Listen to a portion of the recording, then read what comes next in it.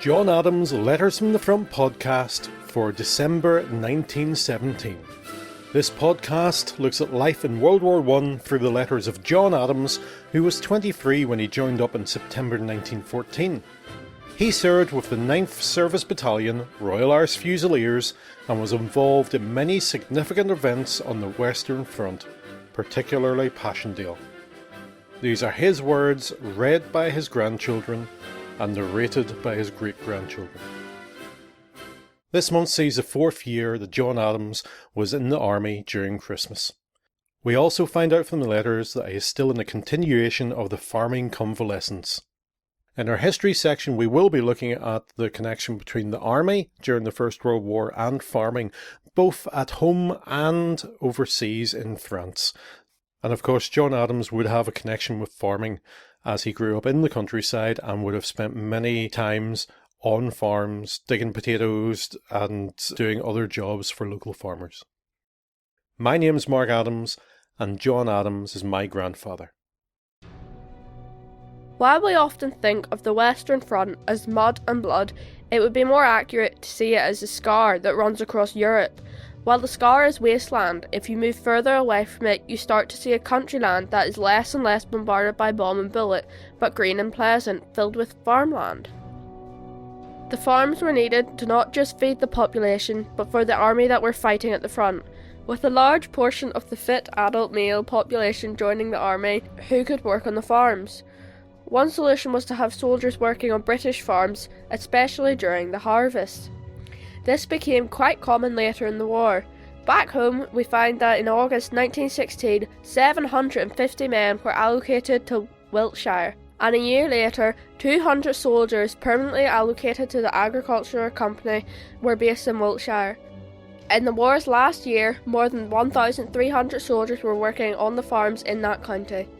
The agricultural companies were drawn from fully able soldiers, and help on the farm also came from those who had been rendered unfit for active service, who had been transferred to the Labour Court.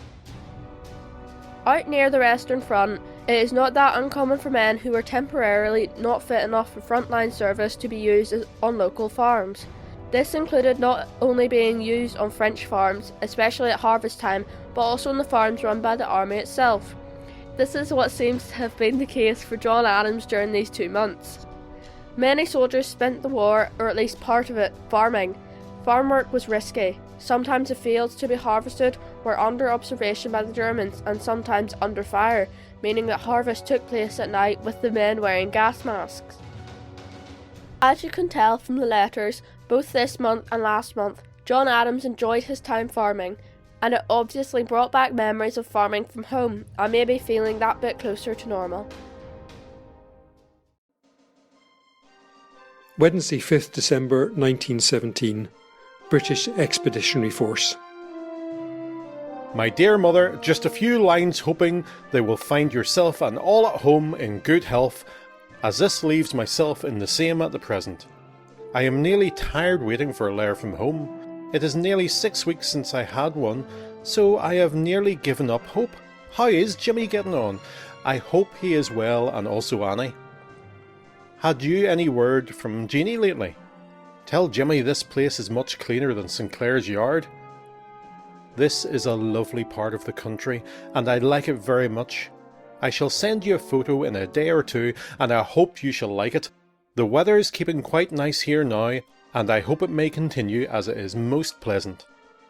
Well, I think this is all for now, so I will close with best love to all. I remain your loving son, Johnny. Saturday, 22nd December 1917.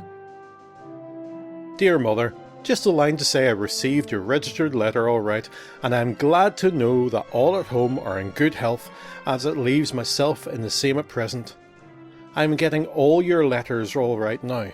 I wrote to you several times since I came here. I had a letter from Annie the other day, and she is still in good health.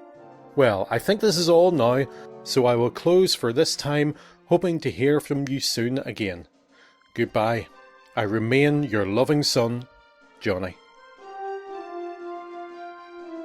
Wednesday, 26th December 1917, from a postcard. Dear Mother, just a card to say I hope all at home had a pleasant Christmas. No more for now, we'll write soon again. Goodbye, Johnny. Thank you for listening to John Adams' Letters from the Front podcast. To find out more about John Adams and his family, visit www.johnadams.org.uk/letters. The history of the 9th Service Battalion, Royal Irish Fusiliers, during World War I is taken from Blacker's Boys.